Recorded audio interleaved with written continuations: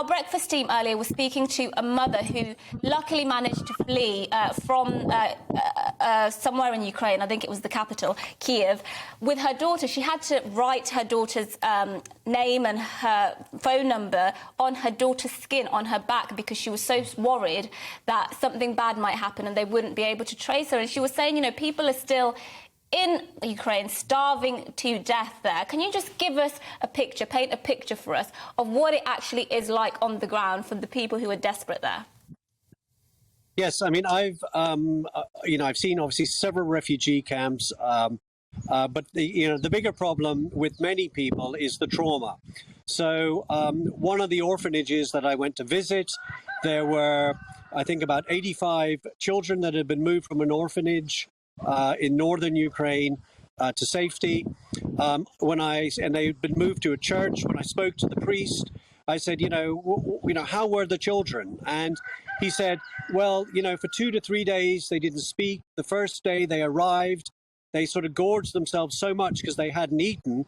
They then, unfortunately were sick. And then they were so frightened they wouldn't get food anymore. They were stuffing food in their pockets. And it took them about 3 or 4 days to sort of get over that. I've just now been to a children's hospital where about 150 children and premature babies have been moved from Kharkiv to where I am. And, they too have been subject to trauma. I think that, part of the problem obviously is the amount of bombing now that's going on, especially in the east. And that's where I'm heading now towards Kharkiv. So my objective now, I'm working with a couple of bus companies here. We've moved over 7,500 women and children, plus about 140 orphans. There's actually in Kharkiv a children's center for disabled children, and there's 400 children there.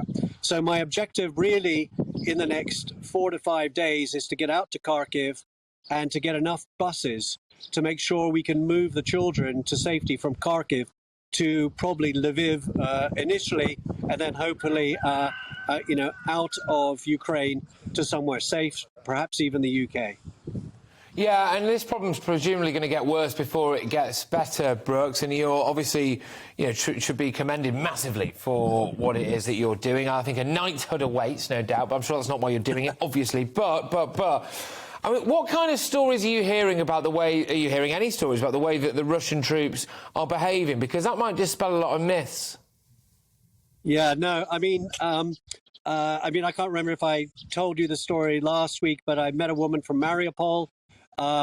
And she said, when the Russian soldiers sort of broke in her door, they were shouting, "Where are the Nazis? Where are the Nazis?" And she's saying, what are you talking about? There are no Nazis here.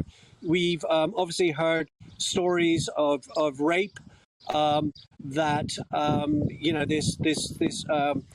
rape as a weapon of war, which, I certainly saw in Syria 10 years ago, has continued here. This is something the Russian troops are doing. There's this story that, you may have also heard, where there were 25 women between 14 and 40 who were held in a basement. The Russian soldiers went about raping them several times, and were saying, "We hope we rape you so much that you will not want to have any more Ukrainian babies." If this is not genocide, then what is? Rape is a weapon of war. Rape is also a weapon of genocide.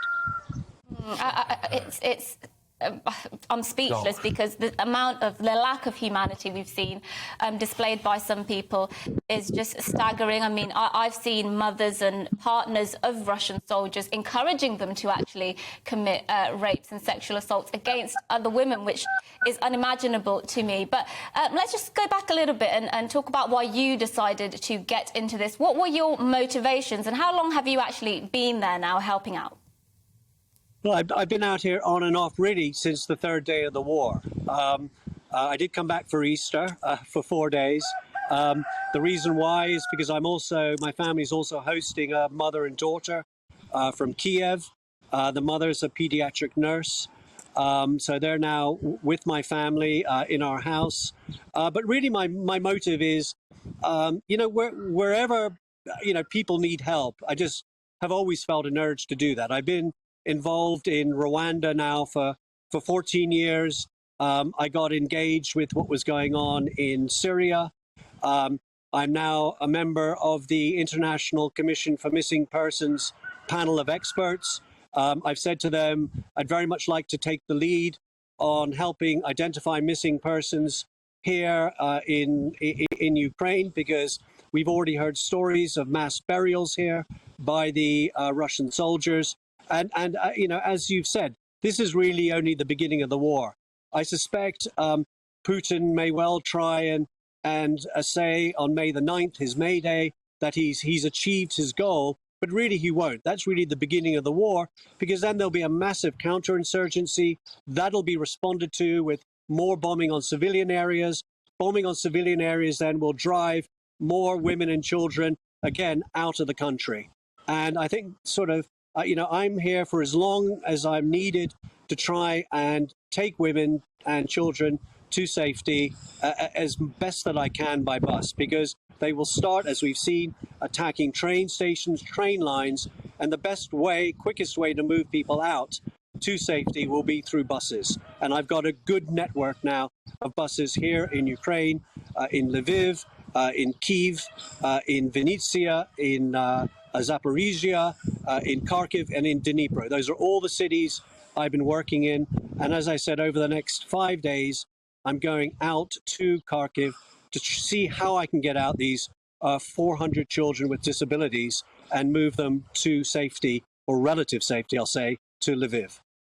Well, I mean, it sounds like the world's a much better place for having you in it, Brooks, I must say. But look, you brought up Rwanda there, and I was actually going to ask you about this anyway. And it ties in with what's going on in Ukraine. Yesterday, I did quite a big piece on our asylum seeker hotels and the way that now the Home Office is going to essentially bid alongside local authorities for private rental stock. The overbearing notion there is, of course, that there'll be, I suppose, fewer homes for people who are already vulnerable in this country, but also potentially now, because these asylum seeker hotels are basically people who've come across the channel, potentially fewer spaces for Ukrainians. How do you feel about our Rwanda scheme in that context, Brooks? Well, I think, look, I've spent 14 years in Rwanda. I've got an education charity based there. I've got a school, primary school for 300 children there.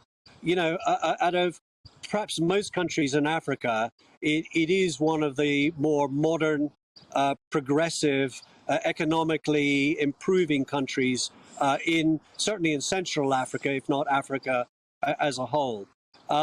You know, I think and I believe that, you know, if refugees are taken there or when they're taken there, they will be treated well. I don't believe necessarily they will displace places that might already exist for current Rwandans. There's a huge amount of building going on there, incredible amount of building as they've developed all around Kigali. They're trying to rejuvenate the capital of the city. As you may well be aware, you'll probably be talking more about this in June, because the Commonwealth heads of government are going to be held in Kigali in the last week of June.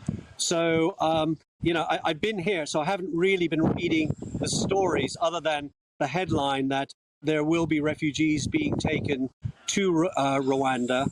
And, you know, I'm not going to particularly comment on the pluses and minuses of that, other than to give my judgment of Rwanda as a place to settle. And I'm also building a house there because I like it so much. You know, it is a great country. It's a progressive country. It's economically booming. And I think it's certainly, if you're going there, they will have lots of opportunities to work. Well, look, you're doing incredible work. I can't say enough kind words about what you're doing. And on that note, if anybody at home who's watching or listening wants to get involved in what you're doing and perhaps offer their time and support your efforts or the efforts of anyone else who's helping in Ukraine, how can they do that? Well, I think, you know, it's difficult here. That's the reason why I'm on the ground. It does take a bit of legwork to try and persuade people. I mean, it's sort of difficult getting the bus drivers, for example, to go to Kharkiv. So I feel if I'm physically going there, they may not be so concerned to actually go there and help take away the children I'm trying to move at the moment. But I think, Britain, I think more than any other country in Ukraine, is hugely respected. And I think, and notwithstanding, and I heard your introduction with your last piece on Partygate and everything, but in terms of foreign policy particularly, Boris Johnson is second to Zelensky in terms of popularity in this country. I think even in Odessa, they've named a street after him. So the Brits come across well. Every time I say I'm from Britain, people want to shake my hands. They say thank you. And I think what people have been doing in the UK, number one, I think in welcoming refugees is brilliant. Number two, there's been a huge amount of clothing, nappies, and so on that have been sent to Ukraine. They greatly appreciate that. I think one thing from my hospital visit they particularly need are things like insulin, that I think is important. But I think overall, I think just do whatever you think you can. Even having a coffee morning, raising some money for Ukraine will be great. Absolutely. Look, Brooks, thank you very, very much. And you're doing tremendous work. You're a credit to yourself and indeed this country. Keep up the good work. Brooks Newmont there. You also, can I say, a credit second only to the person who's been holding your camera throughout all of this. Much appreciated to you both. So thank you very, very much. Yes, Brooks Newmont, who's... Welcome to the GB News YouTube channel. You can watch us live 24 hours a day, catch up on your favourite shows and join in the conversation in the comments below. Don't forget to subscribe and you'll never miss any of our exclusive content.